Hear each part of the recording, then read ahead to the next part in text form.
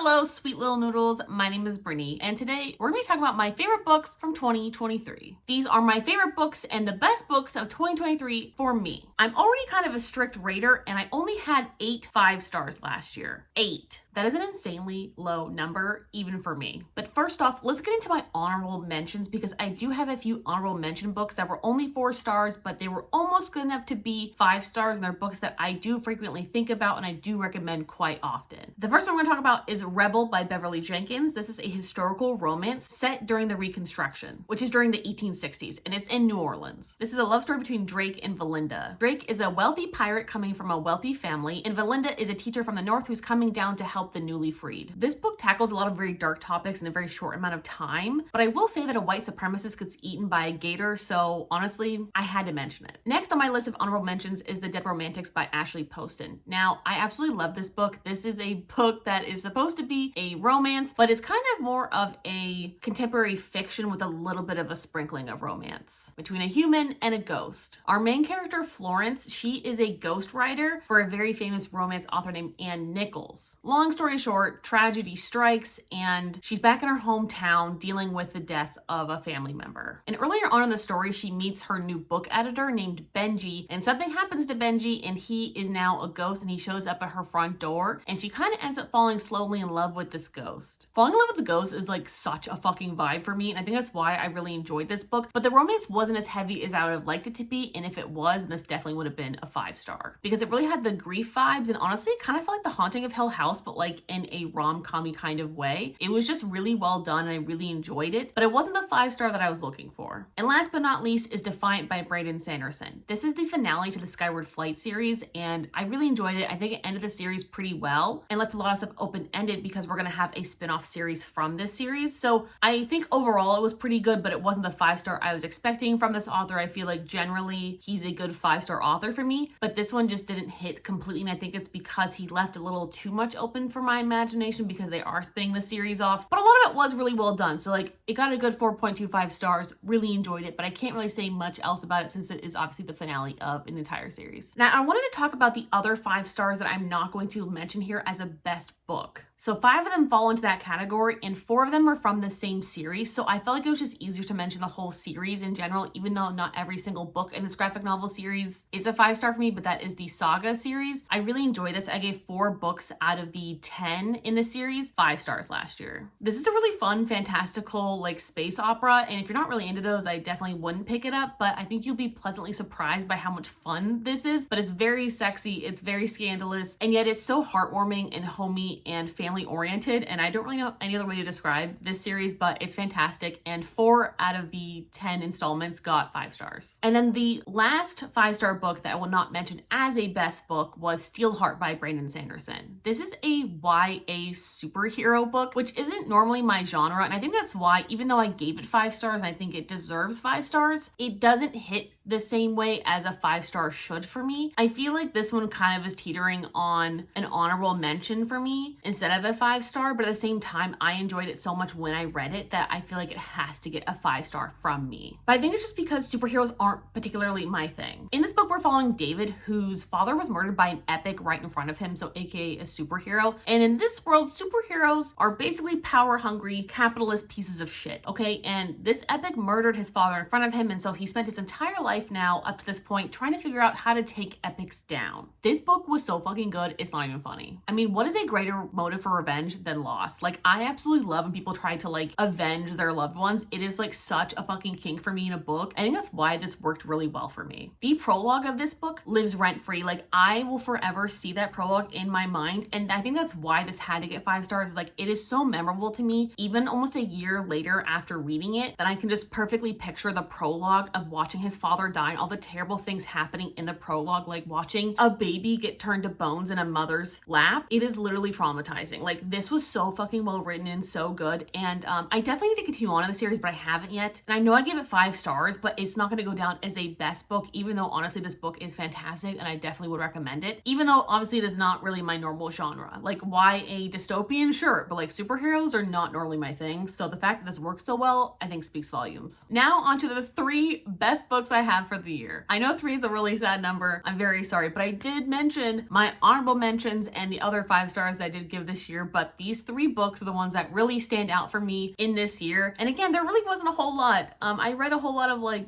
2 to 4 stars this year, especially 2 stars, and they were just kind of okay. So the fact that I even have 3 books that are my best books, I think it still counts for something. So the first one I read was Morning Glory Milking Farm. I gave this book 5 stars. This is a very smutty paranormal romance between a human and a minotaur, and the human ends up meeting the minotaur by working at Morning Glory Milking Farm. And this milking farm is literally what it sounds like. You're milking minotaurs for big pharma, okay? They can basically use their stuff for pharmaceuticals, and that's kind of how this whole story gets started, is that our main character, Violet, she really needs some money, so she decides to go ahead and give it her best shot at being a milker for the minotaurs. I don't really want to say too much other than that, because a lot of this obviously is just smut, and then the little bit of plot that we do have with them after that I don't want to spoil. But this author writes the steamiest, sexiest shit I've ever read. I've never really thought of a handjob as something that was erotic, but reading about her giving handjobs was the hottest thing I've probably ever read in my life. Not to mention the world that she creates is so vivid and full of such different kinds of creatures, and there's no shaming in terms of the sexual content, and obviously it is not discouraged to have sex between species. I think that's just such an interesting concept that she has created this entire world, and I really like it. And if you're looking for some actual smut,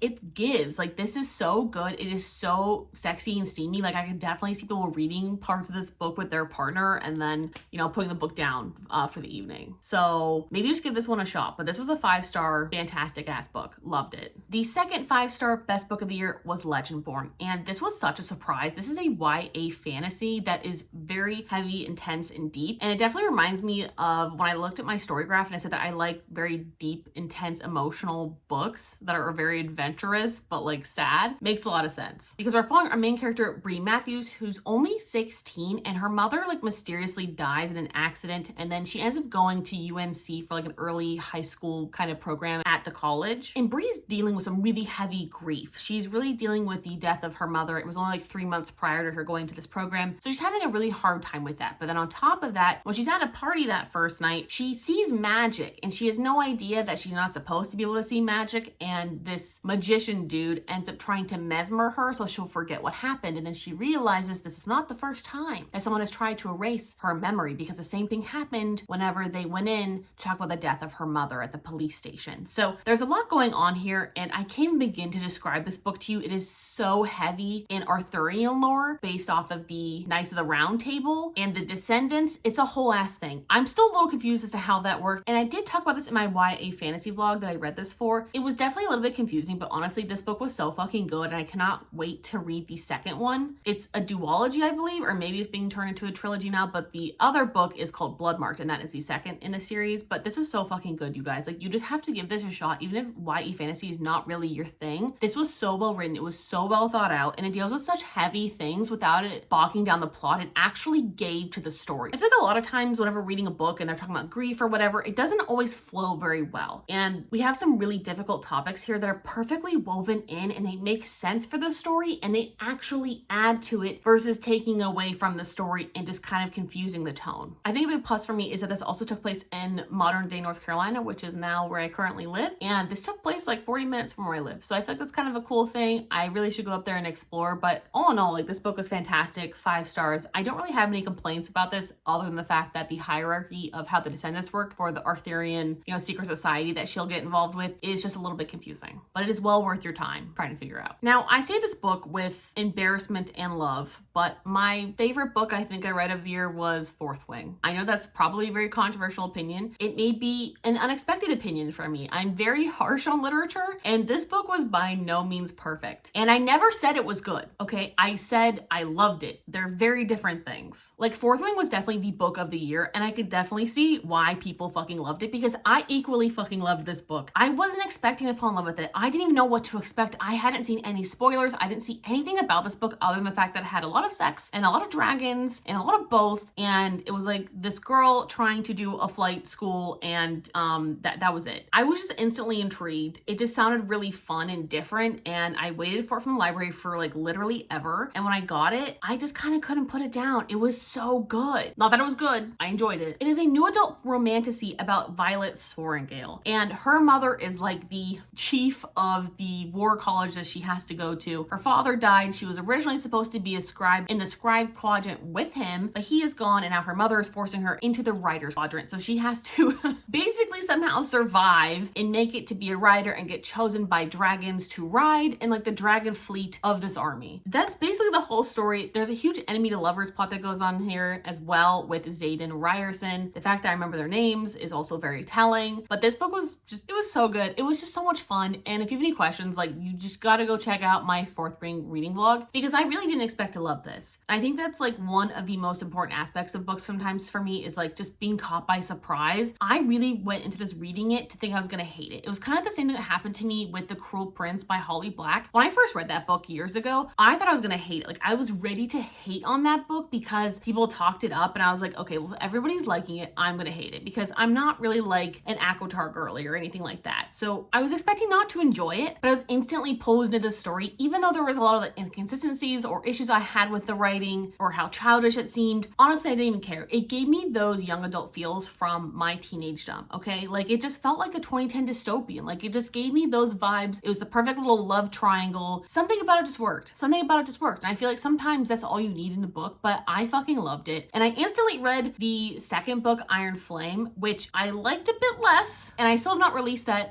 video for that, so I'll hopefully get to that soon, but I still not been able to like fully sum up my thoughts on that book. But the first one, instant 5 stars, loved it, would love to reread at some point, maybe, you know, when the next book is released. I don't know. I'm not promising anything. But the strength of this novel was 100% in the dragons. I feel like even if you do not like the aspect of like a war college, which isn't really my thing anyway, just read it for the dragons. Like, this book was not even my thing. It is not even a YA fantasy. Did I say that? Did I say it was a YA fantasy? No, I think I said it was a new adult romantasy, okay? Because they are like after the teens. They're like 20s. I don't remember. Okay, so it is a new adult romantasy, and it's kind of unlocked a new genre for me that I didn't even know I liked. I'm kind of like obsessed with it. I'm really excited to get into more books like that this year. That's kind of one of the things on my bucket list, is to find some good romantasy, and I have requested a lot of it from my library, so hopefully those books will come in soon. I can kind of get my romantasy fixed down, but I might just end up reading 4th Wing again in the interim. I don't fucking know, but something about this just worked. I loved it. I know you're gonna make fun of me for it. That's totally fine. That's fucking valid, because I'm sure a lot of your favorite books are my worst list for the year. So anyway, I'm sure you're all gonna make fun of me for some of those choices, but they are valid, and they are my best books, and they are my favorite memories from last year in terms of reading. So anyway, I'll get on my videos to you guys as soon as I can. I definitely have a couple to work on, like my worst books of the year